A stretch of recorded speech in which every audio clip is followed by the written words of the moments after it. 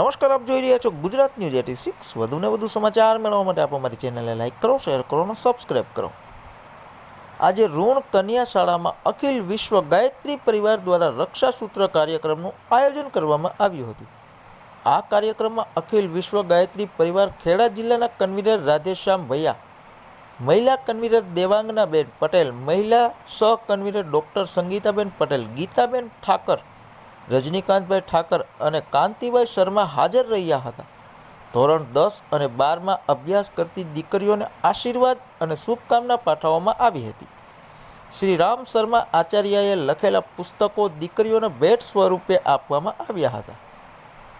શાળાના આચાર્ય બેનશ્રી અને અન્ય સ્ટાફ મિત્રોએ આ કાર્યક્રમનું સરસ આયોજન કરેલું હતું। ધન્યવાદ।